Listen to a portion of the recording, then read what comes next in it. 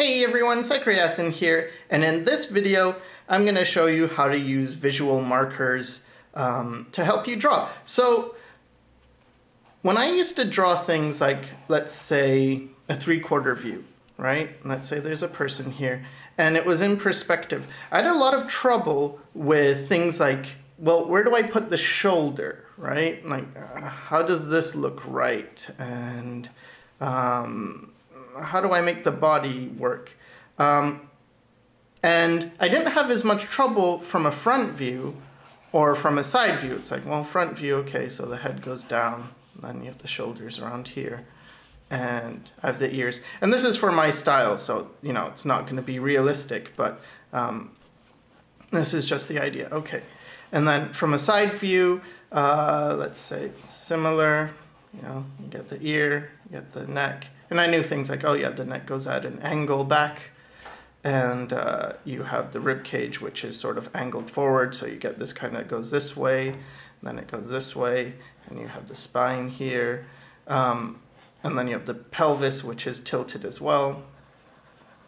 It's like, okay, so I'd have that information, but it seemed to be more difficult when I came to the 3/4 view. And what I think, or what helped me, was to think about these visual markers. So the first thing is, look at relationships. So here's the ear, right? Right here. And here's the shoulder. So what I could do is plot a line down and plot a line up and see, okay, so there's about this much distance between the ear and the shoulder.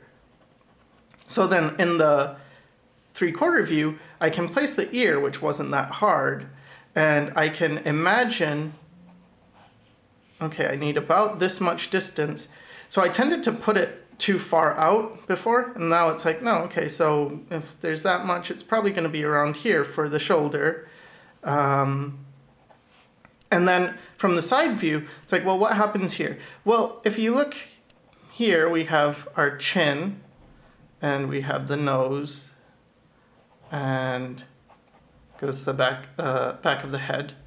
So if you look at the chin and you plot a line straight down, it sort of lines up, at least in my case with my style, with the chest. So it's like, okay, so plot a point down from the chin, and it's going to hit a surface, which is going to be the chest, and this is around the point when it goes down. So it's like, okay, so this goes across and then it goes down. And so I would get something that looks like this. And the arm is now behind, because the arm's around here, right? So the arm is situated behind the chest, which seems like, well, yeah, that makes sense, right? But so many times people don't really consider that, and you get pictures where the arm is just, you know, kind of flat, like this is the chest, and the arms are like this, and you don't have that sense of this coming forward. So this is also useful in things like perspective, this whole like plotting stuff, where you take a line and you bring it up. For instance, if you have a box,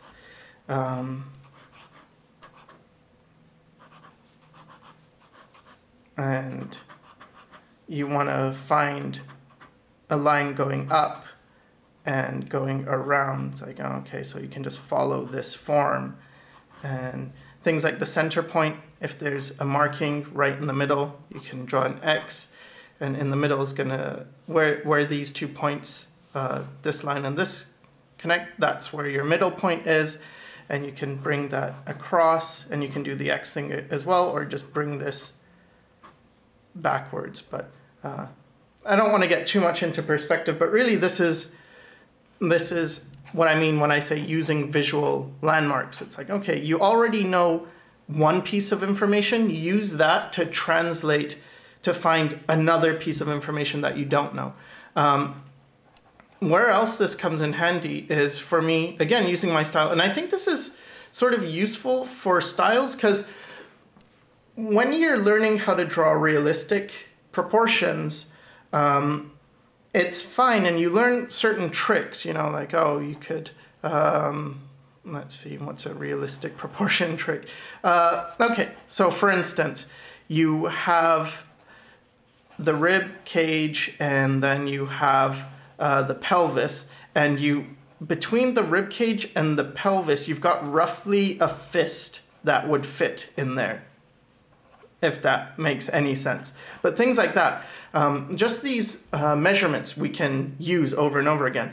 And I think they're very helpful to use not just in real life, but to bring that into your style, and that makes things much faster. For instance, with me, I know, okay, I have a head and it's roughly the same size in my style again as the rib cage. So then all I need to do is get the head down and get the rib cage volume, and then everything else has to make sense according to that. It's like, well, if the head's this big and the rib cage is roughly this big, well, the neck's going to be about this big, the arms are going to be this big, you know, you're going to have this much space to the pelvis.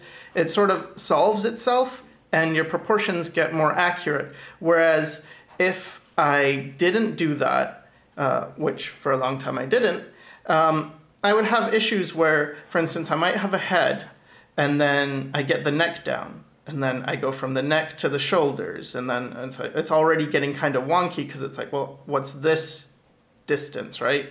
How wide should the shoulders be? And then I get, let's say I put in a rib cage, and it's like, okay, so here's our rib cage, and then I put in the arms sort of according to that. And then I bring this body down, I get the hips, and it's like, well, the hips go out a bit, so it's like, okay, so we get that, and then we keep, I mean, this is a bit of an exaggeration, but you can see how it gets very distorted. It starts to be like, oh, this person has a pretty small head and a pretty gigantic body. Even though in some ways I suppose the head is a bit more normally proportioned, but it's still, you lose track, especially for me, because I'm not trying to do this type of proportion, you lose track of things pretty quickly. So really the message of this isn't so much, you know, here's how to do it for you and here's the proportions to use. It's more just advice, like, oh, try looking at your proportions and analyzing them and seeing like, well, okay, do you understand this in a side view? And even if it's not a figure, let's say it was, I don't know, some kind of object. Maybe it's like a truck, and you know, okay, well, the truck from the side view, maybe this is like the silhouette, right? And it's like, okay, well, what that lets you know from, let's say if you're drawing it at a front view, is you can see, okay, well, this amount is how much shows of the back of this back part of the truck, the cargo area, and like this height is the driving part. And it's like, okay, so now you get a sense of a relationship between this and this. And you can even see like, okay, so this is about half of like, or this is twice as big as this. So it's like break it into units, and you can say, okay, so this is 3 units with 1, 2, and 3. And then if you were to draw this, you know, in perspective more, this was, draw it further back. And this was coming at us, and we could just divide this into 3, so 1, 2, 3, and we would know, okay, so the driving portion is occupying this space of the truck, and the window goes all the way up here, and then you have the wheels here. It's like, okay, so I mean, clearly I don't draw vehicles, but this is the idea. This translates across subject matter. It's not really important what your subject matter is. It's more important that you are using guides to help you and creating your own guides. This is, I guess, the biggest part is to try and empower you to not have to rely so much on, well, can I find a tutorial about how this is done, or how does this other artist do it? But rather, well, remembering, okay, maybe I can solve this myself, maybe I can figure it out, and paying attention to things like that. Also, when I do figure drawing, something that's useful for me is to always, again, look at visual relationships. Like, I'll have a head here, right? And then I'll have a body doing something. Maybe the body's here, the neck's here. The next thing I tend to look at are, like, where are the hands? Instead of, and I don't start here at the shoulders and then go to the elbow and then go to the hand.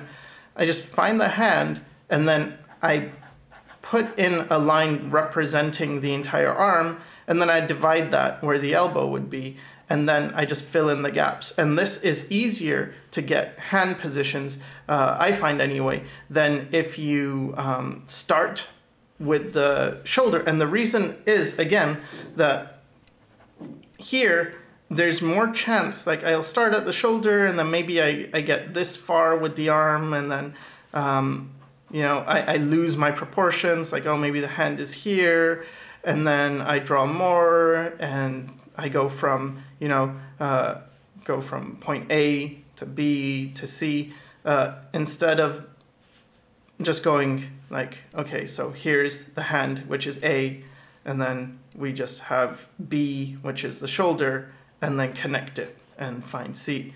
Because as you do this, and you do this with the body, and you're not really thinking about points, it's very easy to lose track of things. And maybe the knee is really close to the hand, but I'm already drawing the hand, and I'm drawing this independently. And one way of solving that is you look at this negative space, and then it's like, okay, what is that negative shape? But we're not really talking about that. So what I would do instead is get the head in, and get the most important parts as soon as you can. Like, okay, so this is roughly the proportion, the size of the body. If it's bigger, fine, make it bigger, but now you've got your proportions. Then where are the hands? Like, maybe the hands are here. And then where are the joints? Like I connect those. And then it's like, okay, so the elbow's here. And what's near it? Maybe, as I said, the knee is close to the hand, so it's like, where's the knee? Maybe the knee's here. Okay, where are the hips? And then it's like, well, if the knee's here, maybe the leg's coming forward like that, the other knee's back here. And you can see how by placing these points, it's much faster. You can, because the connections aren't that hard, right? Like, if it's like connect the dots. If someone gives you this dot and this dot, you can connect it pretty easily. But if you're starting with one dot and you don't have a place to go to, and you're like, well, is it here, here, here, here, here, here, here, here, here? Like, it gets much more difficult. So that's another way of using visual markers, I think, to create like a map of where things go. So yeah, those are the two real big points. Is one, if you're trying to figure out what something looks like in 3D, look at what it looks like in the front view or the top view or the side view, just a view you're familiar with, and start to look for relationships. And this is also how you keep characters looking the same, you know? If you have a character and they have a certain, you know, maybe, I don't know, they look like this, and their eyes are like this. It's like, okay, well, maybe in this view, it makes sense. Like, okay, so this is our character, but then you're not sure how it looks in another view. Well, look at the relationships. Look at the things like, okay, how close are the eyes to the nose? And you might notice, oh, it makes this sort of triangle shape. Okay, how far from the nose to the bottom of the chin? How does that relate from the eyes to the top of the head? And you can start making these diagrams out. It's like, oh, okay, so the eyes are halfway, and then the nose is pretty close to the eyes, the mouth, the like lowest or most forward part of the mouth is here, but then the highest part is here. It's like, oh, okay, so then when you do another view, maybe a 3/4 view, it's like, okay, well, I know the top of the head to the bottom, you know, the eyes are going to be halfway. When did we say we're doing 3/4? Okay. So, and then the nose comes out, and then the mouth goes down and it's about this much distance, so calculate about that much distance. And you can start building it, right? And then the ears are back. But if you have a side view, it's even easier because then you have the front and the side and you can determine, oh, the ears are, maybe they're back here. The muzzle is around here, the eyes are here. This is like that. It's like, okay. And then you can translate that to this view. The ears are back here. Anyway, so that's kind of the point. That's how I do it, and that's the technique of visual measuring and marking. So I hope this helped, and thanks for watching.